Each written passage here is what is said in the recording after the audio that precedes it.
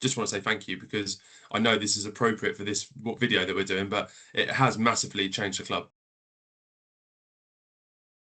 Hi, I'm Matt from Grassroot Media, and today I'm joined by Rob from Hailsham Cricket Club for the first of what we're hoping is going to be a series of club spotlights. The idea is really simple. We work with hundreds of grassroots sports clubs across the country, but most of the time people only see the advertising side of what we do. So we wanted to spend a bit more time talking about the clubs themselves, the people behind them, and how they use things like our clubhouse digital screens, and what life is actually like inside a grassroots sports club. Hailsham seemed like a really good place to start. Rob has always been brilliant to work with. You make a really good use of the screens, and they're incredibly helpful whenever we need photos or feedback or ideas or anything like that. So rather than me talking about them, I thought it'd be much better to hear directly from Rob. So Rob, thanks for joining me. No worries, good afternoon. Real. So start off by telling us a little bit about Hailsham Cricket Club and what you do there. What's your role there? So my role at Hailsham Cricket Club is Director of Cricket. It's a role that I've been in for, I think it's about 13 years. So a role that sort of wasn't around at the beginning, and something that had to sort of be created and sort of come up with a bit of a script of what it's going to be, and it's evolved and changed throughout the years. But yeah, overseeing the cricket side of the club, whether that be the juniors, the adults, sponsorship, that kind of thing, social media and bits. So yeah, it's something I absolutely love doing. It's something that's a huge passion of mine. If it wasn't, you wouldn't be doing it. So yeah, it's something that I absolutely love and enjoy doing on a day-to-day basis at the club. So yeah. And you certainly wouldn't have been doing it for 13 years. No, exactly that, mate. That's a good innings. So what are you most proud about at the club? I would say in recent years, I would say the big one for me in the last 4 or 5 years, probably post-COVID, is our ladies team and our ladies cricket and where we've gone with that. Ladies sport is taking off all over the place in all different sports. You see that with the football club, the local rugby club, tennis. It's brilliant, and that is superb.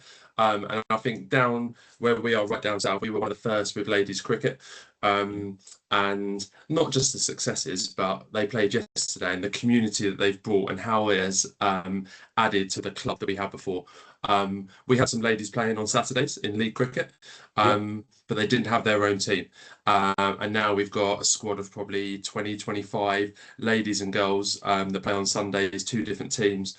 Yeah, and it's just brought, it's sort of rounded the club, if that makes sense. It's just made us complete, and yeah, it's such a different atmosphere on a Saturday to a Sunday, and how they go about it. It's brilliant. It's a lot more, I'd say, family orientated on a Sunday when the ladies are playing. A lot of the families will be there with the kids and the mum and dads and everything like that. And it's just a lovely place, and definitely something that, you know, makes you think, why didn't we do it earlier? But really proud of what we have done now and what we can change and do moving forward. So yeah, lots of plans and ideas with it. But definitely, I would say in the last 4 or 5 years, how the ladies cricket has grown and blossomed has been unbelievable.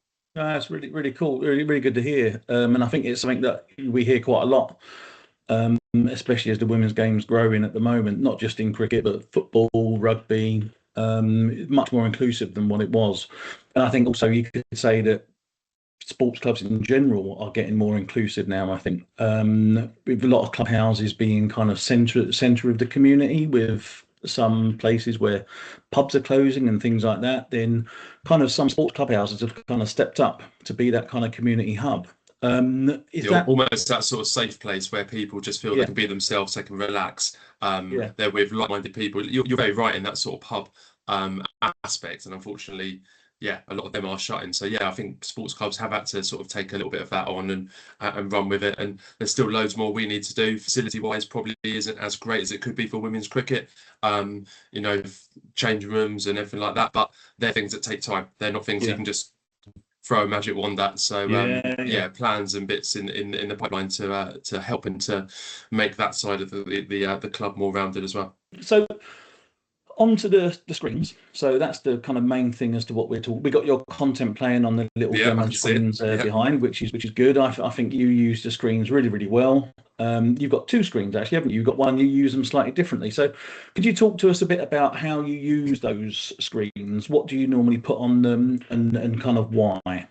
Yeah, so we've got two screens in our main clubhouse. One we use for advertising, so whether that's internal, so end of season dinner, cricket week, certain coaching things that are going on, quiz nights, whatever it might be.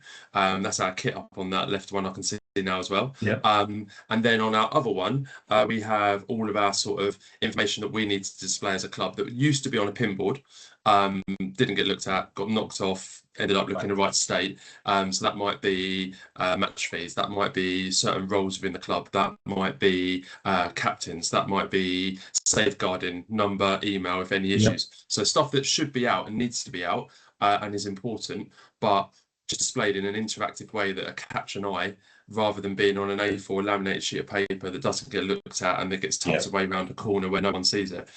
So they're both in the main area of our room, but doing very different jobs. And we just felt that would be a better use of it so that people knew, right, I need something quite important that's over there. Oh, actually, when's cricket week this year, or when's our dinner, or when we're going on tour, I'll find that information out over there. So you actually feel like people are using it almost as a destination to actually go and find information? Because normally we would say in the advertising world, we would say that the advertising kind of has to kind of grab the audience. But are you saying that perhaps the audience is kind of trying to seek out the information in a proactive way? I think that needs to be a 50-50 split there. I think it's got to grab you. It's got to be eye-catching. And I think that's where the boards are so good because they're constantly changing. They do. Even if you're not looking for it, it catches your eye because there's a change of colour or a picture or whatever it might be. So that still needs to be important. But definitely in my role, getting 50 questions a weekend, I'll be like, have you looked at the board? Everything you're asking me there is over there. Or whether it's the Wi-Fi password or whatever it is. So yeah, it's definitely trying to make people a little bit more independent instead of asking questions all the time. Actually, go and have a look on there and you'll get most of what you need. If you can't, come and find us. So yeah, I think that 50-50 relationship of eye-catching, interesting, but also trying to make people a bit more independent to go and look at it themselves is definitely. I know a lot of the junior parents have been good with that. So yeah. And how easy or difficult do you find it to use your end in terms of setting up, getting stuff changed, all that kind of stuff? How is it operation? Because you're the person that uses it most. So how do you find it operational? Very straightforward. I've got your number. I'll buzz you over an image on WhatsApp. And normally within a couple of hours, Rob, it's done. Rob, give me 24 hours and you're on there tomorrow. Go back in there, and it's up and working. It's really easy to take down, put up. That relationship, that sort of two-way conversation, as you said, Rob, I need some pictures of TNT have got a sponsorship on up with us, etc. Can you get me some pictures? If it works together and works well, which it has done for the last few years, really straightforward, really simple, which is nice because again, it's one of those things that's another thing to do, and if it took time or if you put a sponsor on and they come in the next weekend and it's not on there, there'd be a big question back to Helen, Rob, I've just given you 500 quid. It's still not on there. So no, that sort of speedy response and real straightforward usage is a massive strength of what you're doing and what the service we get from you. And do you feel like the balance is about right? Because at the moment, the way it works, obviously, for anyone who doesn't know, is the club gets 20 seconds for an ad, and then one of our advertisers gets 10 seconds. You can see that rotating in the background. Then it goes the club 20 seconds, one of our advertisers for 10 seconds. Is that kind of balance all right? Is it is that okay? Yeah, I've got no issues with it at all. And at the end of the day, those advertisers are the reason we've got those screens. If those advertisers weren't on there, we wouldn't have the service and something that we find really valuable available to us. So no, it works. I think it's a game changer. Like I say, the days of pin boards, the days of laminating everything and things just being not taken on or defaced or whatever it might be, it's just such a there's our fixtures that was just on there for our Sussex Slam games. It's just such a great way. Social media is a way of getting things out, but this is a constant that's in the clubhouse where people are for training, for games, for socializing. It's just something that's constantly on in the background. I think it's been brilliant. One thing I wanted to speak about was that we've utilized it through sponsorship as well. And I wrote some bits down ahead of this, so I'm looking at my phone, not in a negative way, but I put some information down. So we've currently got 7 sponsors that have got an advert running on one of our screens. That has brought in the club £1,400. Wow. Wow. Which is amazing. 3 of those sponsors are new to the club. So some already were part of the club and knew about it, saw the screens and went, I'd love to be on there. How do I do that? 3 were completely new to the club. And I wrote down here, because I spoke to someone at the weekend, we were sold on the idea of it being an interactive message, hundreds of eyes on it all through the year. And our club, we're hockey, cricket, netball, and a running club all use it as their base. So there's over 1,000 members there for those 4 clubs. So where he's put hundreds of eyes there, that's thousands of eyes seeing that. So look, there you go. TJW, tree surgeon, brand new to the club, came down, had a chat, had a beer. He said, I quite want a fixed sign outside on your picket fence. How do I get involved in these screens? He said it's caught my eye. So if I could have an advert on there, and he was someone new to the club, someone that just moved down there and was like, I want to help out, I want to put something back into local sport.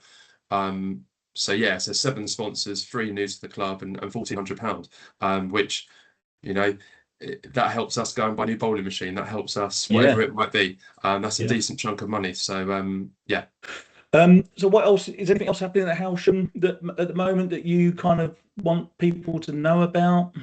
So we're the cricket season's only short. We're very fair weather. As soon as it starts getting a little bit chilly, we go and hibernate for a few months. So we've got 3 weeks left of league cricket. Ladies are top of the league at the moment, which is going great. A few of the teams are right in the mix at the back end of the season.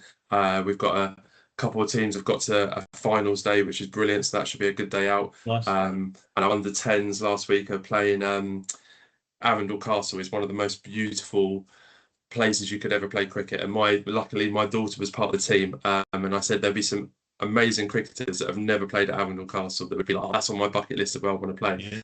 I don't think she quite understands it, so she's got that on the 20th of September. She's got a finals day down there. So although we're getting towards the end of the season, there's loads of things going on and look forward to, and then our annual dinner and awards night. Looking forward to it. It's gone too quick, but it's been an amazing summer. I don't think there'd be too many cricketers out there going it's too hot, because we play in enough rubbish weather that this season has been lovely. So the groundsman's not quite enjoyed it as much, trying to keep it safe and keep it green. But no, it's been an amazing summer, and like I say, last 3 or 4 weeks, hopefully finish on a high and wrap up the season on a positive note. Real excellent. Well, if anyone wants to find out a bit more about the club, then you guys are on Facebook, you've got your website. So I'll pop some links on there so people can go and find out a bit more. But other than that, I'll just say thank you again. It's super great that you are so engaged with us as a business and what we're trying to do. I think it's a good fit between the ethos between you and the club and kind of us and what we're trying to do. So I'll just say thanks, and thanks a lot for your time today, and really appreciate it. No worries. Thank you so much. Really happy to be involved and play a small little part.